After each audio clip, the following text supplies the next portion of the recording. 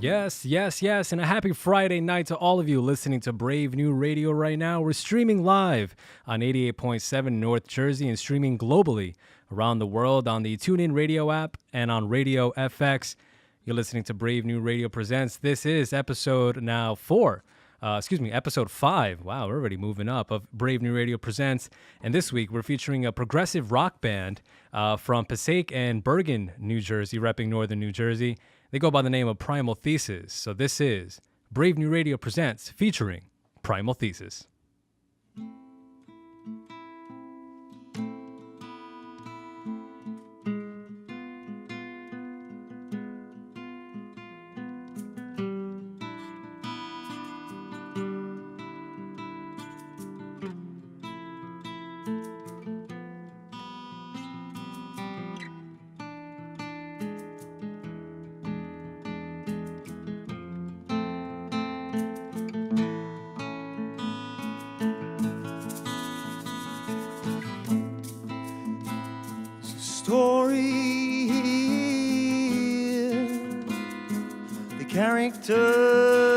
Characters are playing with gold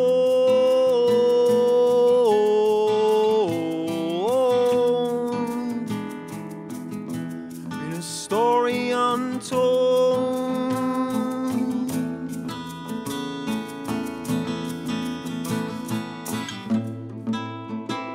They're flying under the radar, seeding their fruits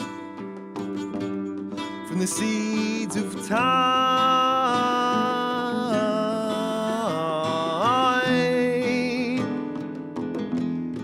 The game is now mine.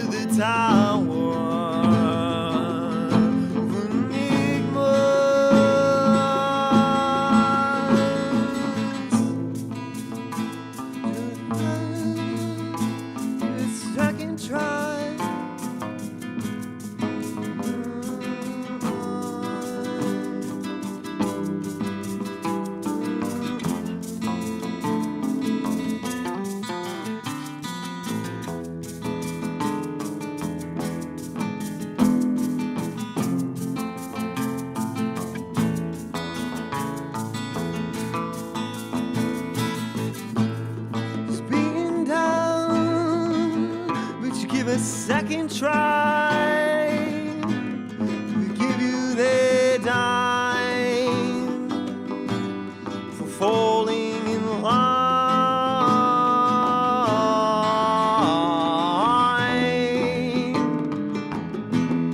The game is now mine. Hey.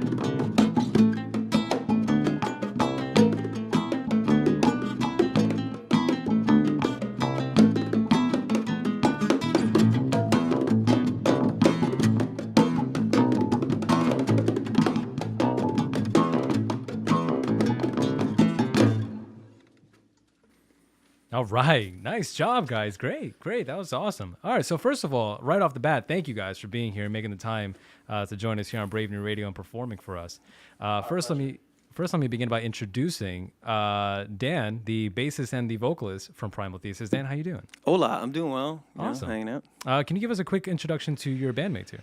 Yeah, so my name's Dan. This is good old Bret Salvatore on the guitar here. He usually plays a 7-string, playing a 6-string acoustic today. Okay. And in the electric scene, he plays a 7.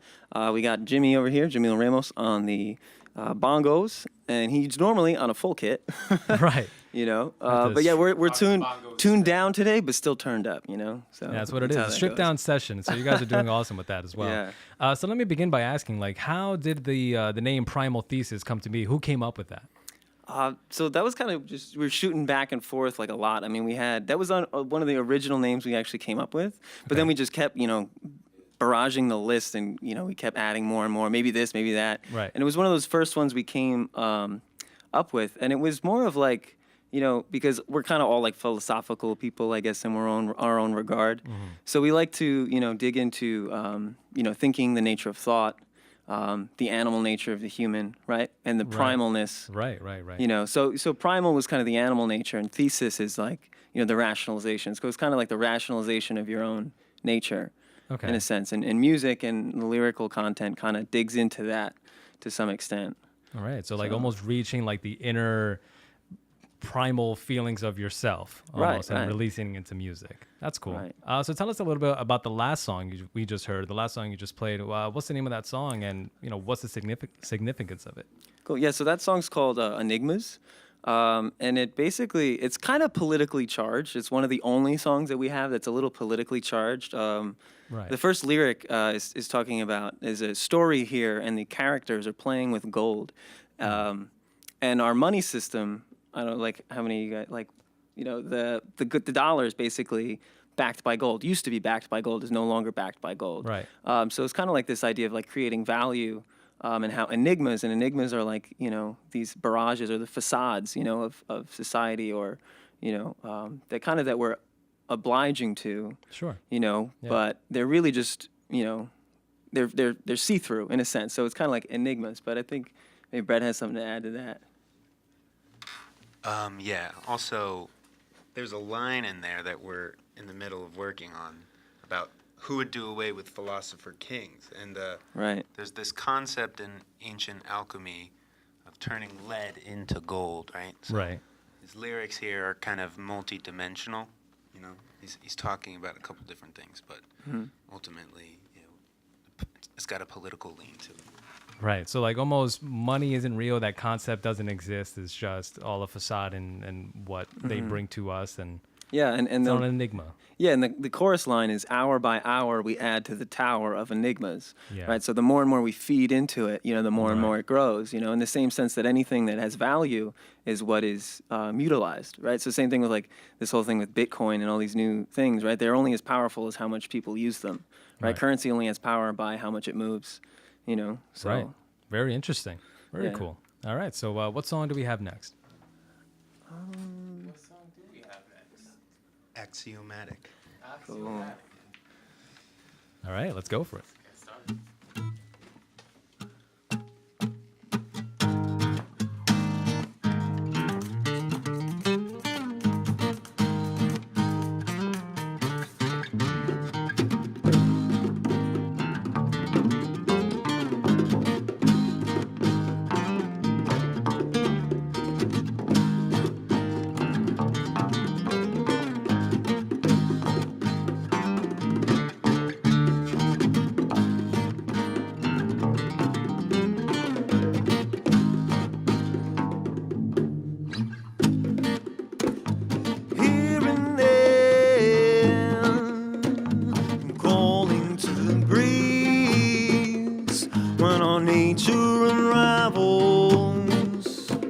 Coalescing the paradigm, traveling the windswept waters to where the tides combine, when the planets collide, juxtaposed by the river of time.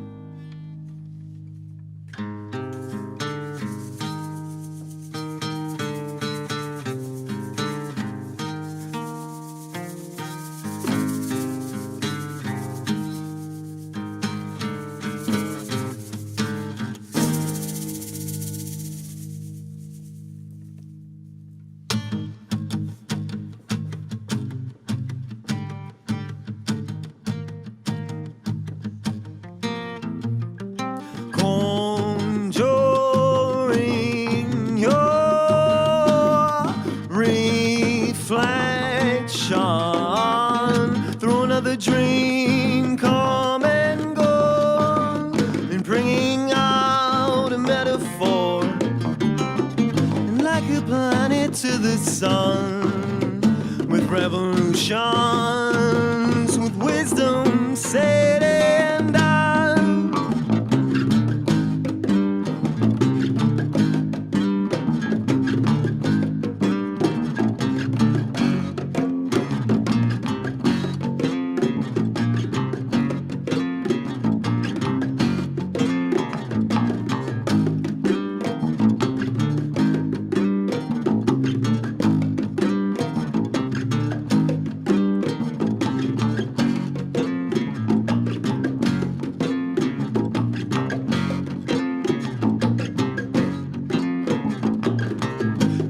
Your eyes upon the sky, still your mind and see their motion. Well, are you better off?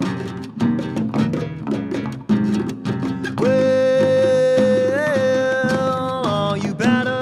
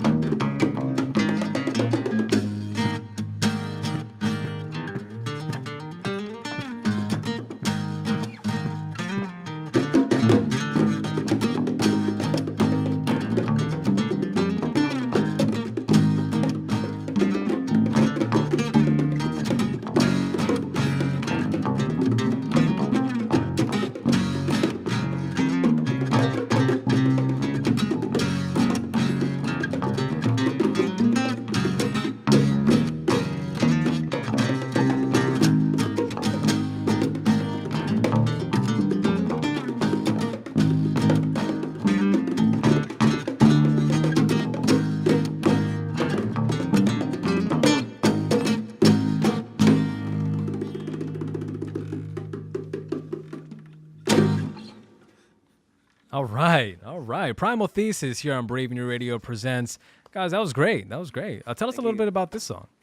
So this one it's called Axiomatic. This was kind of towards the third song we wrote, I think. Yeah, one of the earlier ones. Yeah, Bret came up with that riff. Just started bringing it in, and we were working with it. That song lyrically. Axiomatic. So an axiom is like something kind of like a metaphor. Mm-hmm. So everything in that song is very much a metaphor. There's parts like a planet to the sun with wisdom said and done, or with revolutions and wisdom said and done. So you have a metaphor here of like the planet revolving around the sun, and also like the idea that all these changes and progress and growth is like mirrored in nature, mirrored in like natural process, and mirrored in natural rhythms. Right. And it also has to do with the principle of truth, right? Because the idea of an axiom is that basically it's a claim of truth that you can't really, like you could claim something in truth in metaphor, or you can claim something in truth directly, and an axiom can't really be gotten around like the idea of being, the idea of existence itself. It's an axiomatic kind of principle. Like to refute being or existence, you have to utilize the concept to refute it. It's almost impossible. So the way I see the song is like there's all these movements in the song that they themselves, to me, mirror the changes in nature and the momentums and forces of life that are axiomatic in principle. They're truth on a fundamental level. There's also a painting actually associated with almost each one of our songs. Bret's a painter, so he actually, there's kind of usually correlation between the lyrics and the painting and the music, and it's like it becomes this kind of big coalescing thing. Yeah, it's an artistic mixture, I see. Yeah, and philosophical, as I can tell. There was one line in that song that caught my interest. It was like caught in the juxtaposition in the river of time. Yeah. And so I was like, wow, okay. There's another one too that I really like. To steal your. It's funny because I have to like be singing the song to actually like recall the words. But to still your mind upon the sky. Oh, so to fix your mind upon the sky and still your eyes to see their motion, right? So this kind of idea of like, it pertains kind of like to the stillness of mind, like that being still in yourself and being like, I guess calm in yourself, you see more of the motion of everything else, so becoming kind of like an objective observer in that sense, which is like pretty cool. Really cool, yeah. And so what got you guys like creating prog rock music together? Well, me and Dan were in a band before, like 3 years ago or so, like for a little bit, like 6 months or so. Yeah. We connected over time. We jammed at this local spot. Like, it was a jam day. Like, on Wednesdays, we used to meet up and just jam with random people. And due to that, Dan hit me up and was like, hey, you want to jam, try to do something? And then he had Bret in mind as a guitarist. First time we went into my studio in Clifton, and it was like no other. I can't believe that we pretty much, I wish we recorded, we say this all the time, I wish we recorded our first couple sessions because we could have made an album from that, but no. We made like an album every time we played together. And we played for like an hour straight. Yeah, just jamming. Yeah. Just not even thinking about it, just going with the flow. I guess that's the best part of like prog rock. You can just jam out and create something out of it. Right. And Dan and I actually, I think before the time that you and Jim and Dan were in a band, we were in a band. We were called Element. So we sort of carried over some of the ideas of like the sort of the content of the music, because you have a primal thesis and you have element. So something that's primal is like it's at an elemental level. So yeah, I feel that. It's very interesting how these arrangements kind of happened. I think I don't know exactly how to explain it. It just happens, but I'm very lucky that we can do that. Like the chemistry is huge with us. Musically, we just rhythmically I can lock on to these guys like no other musicians I've ever played with before. So it's a blessing in itself being able to play with these kind of guys. That's awesome. All right, and you guys on syncopation and stuff like that. Oh, so very big. Like locking and a little bit of jazz roots, like a little bit of like funk roots, and like just throwing like almost every type of genre we can in there. Yeah, and it's definitely heard. I can definitely hear it. All right, so you guys are doing a great job. What song are we playing next? We're all just looking at Bret. Everyone who's not in the studio. This song is called "Awaken the Ancient Machine." Okay. All right. Cool.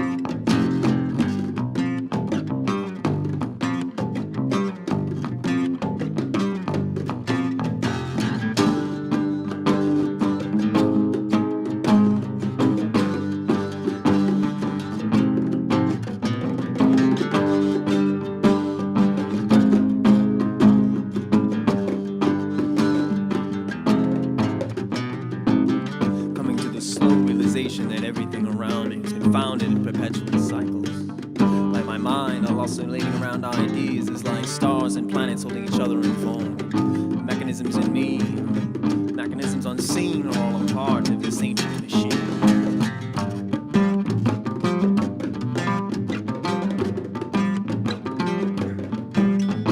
Fabricated from the soil I've seen.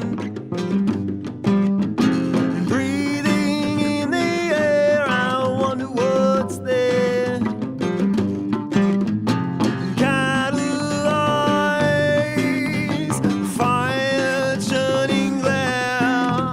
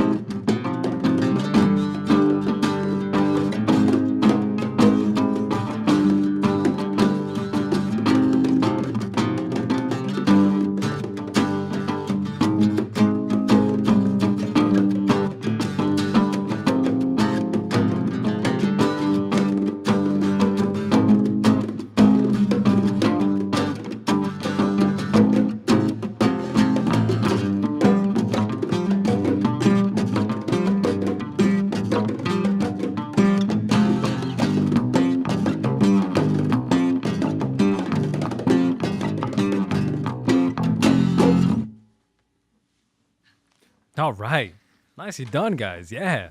That was awesome. Rocking hard on acoustics, man. There you go. There you go. All right. So tell us a little bit about your musical inspirations, like some of the artists or genres of music that you listened to growing up that inspired your personal sound.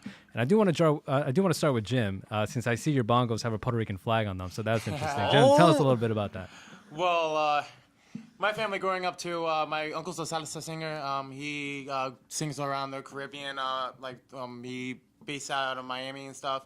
My grandfather was a guitarist when I was little, and my stepfather used to play electric guitar.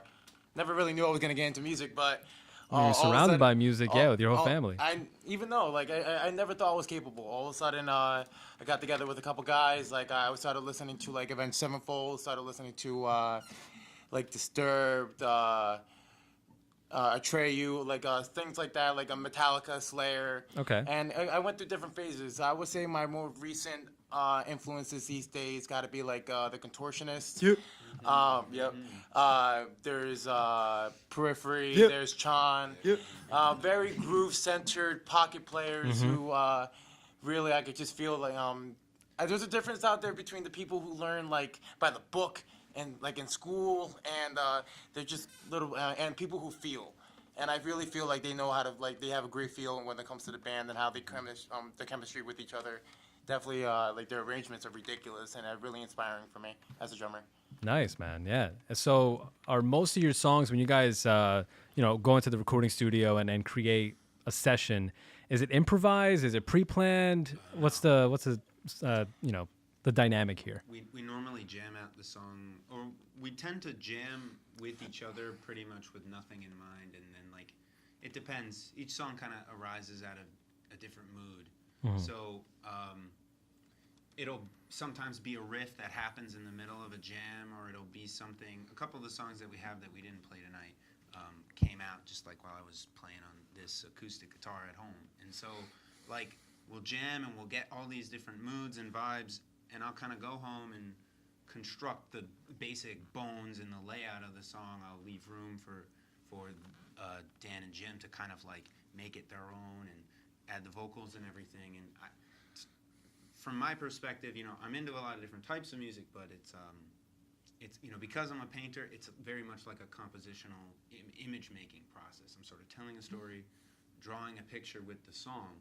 So, I'll have these ideas when some riff comes out that'll have a feeling, and I'll be playing it with Jim and Dan, and I'll kind of pursue the full expression of that feeling throughout the song, and then bring it to them with it thought out and chewed through and everything, and then they can just make it better, basically. That's how it tends to work out so far. I see. Okay.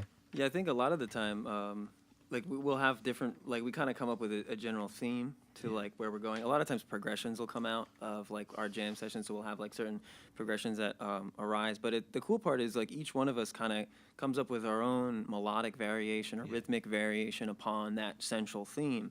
So then it'll be okay, we'll take it, one way, we'll take the way Bret wants it to go, then we'll take it the way Jim wants to go, we'll take it the way I want to go, and then we kind of then start delineating parts out of, one central idea, because then we kind of try to follow each train of thought, and just explore each avenue. And that's, I think, what makes us a progressive band. Right, exactly. Because we just don't really want to stop playing.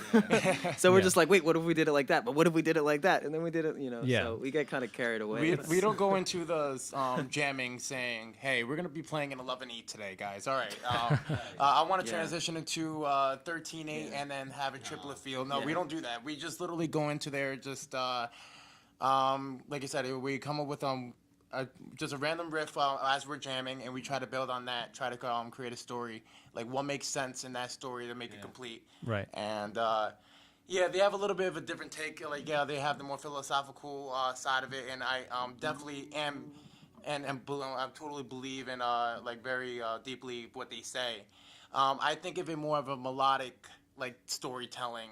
I really feel you don't really have to say words in order to really tell a story in music. The music just speaks for itself. Mm-hmm. So I have a deep connection to that personally in Primal Thesis. It's very emotional for me at certain moments. Just it expresses my sadness, expresses my anger, expresses my just joy, anything. Just there's so much emotion in Primal. I see. Okay. So from a music perspective, it's really orchestral almost. Because it just kind of just telling the story within your own personal. I think for I think that with progressive music sometimes you run the risk of being a little sterile, trying to have everything be perfect. And I think all three of us are hunting for the mood. We're hunting for like. It got to be a raw. Yeah. It's attitude. got to be primal. It's got to be primal. It's got to be primal. Yeah. It's not a song if it's not feeling. If there's no feeling in it. That's I hear at least how I see that. I hear you. So tell us a little bit about the next song that you're gonna play now. The next song coming up. Cool. So the next song is it's a really old tune that I used to play solo actually, and we're just kind of reviving this at a little bit at random. But we were jamming on it the other day while we were like rehearsing acoustically, and Bret thought it would be a good idea for us to bring it up and play it. So this next one's called Lost Kingdoms. And I guess we'll just jump in. Yeah, take it away. All right, cool.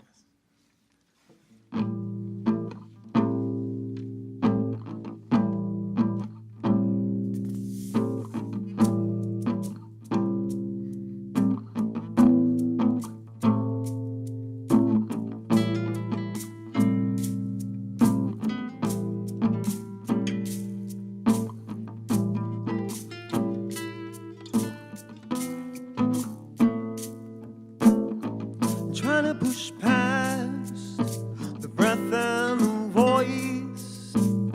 There's so much involved in our freedom of choice, and trying to see that there's something greater, and see through the eyes of the Creator.